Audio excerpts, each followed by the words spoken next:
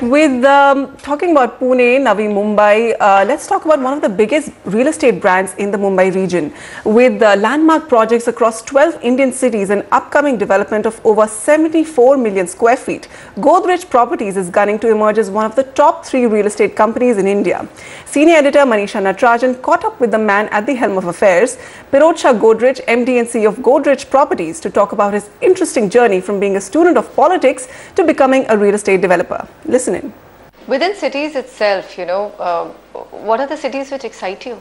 You're present in 12 cities. So which are the markets that you think will continue to grow, will have a lot of residential demand and are, let's say, the future hot markets of India? Well, I think first of all, I'll say that I think actually, with a country at the size we are, with a population, of over 1.2 billion people, spread over a large amount of area, I actually don't see India growing as a 1, 2, 3 or 4 city kind of country.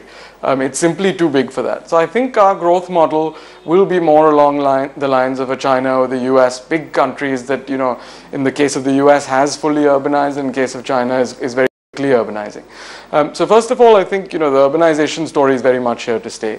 We are at a 35% kind of level of urbanization. I see that number very dramatically increasing over the next 20 years. So we're talking about, the estimates we've seen suggest essentially that over the next 20 years, Indian cities will add a population equivalent to the entirety of the United States today.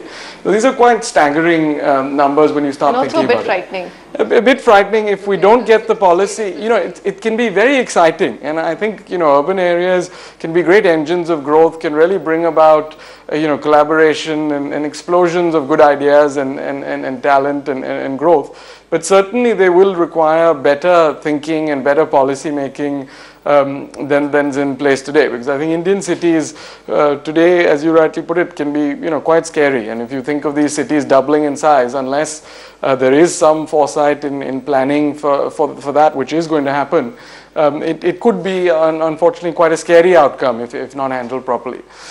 So we do, however, think that the growth will be on a national basis, which is why we've chosen to be present in multiple cities.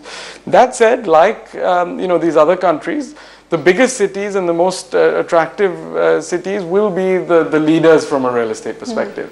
So I think whether you have in China, Shanghai or Beijing, in the US, New York, in LA or San Francisco, these are the cities where the from a real estate point of view are the most exciting. So I think there will be a similar thing where cities like Mumbai, like NCR, like Bangalore are leaders for the real estate sector.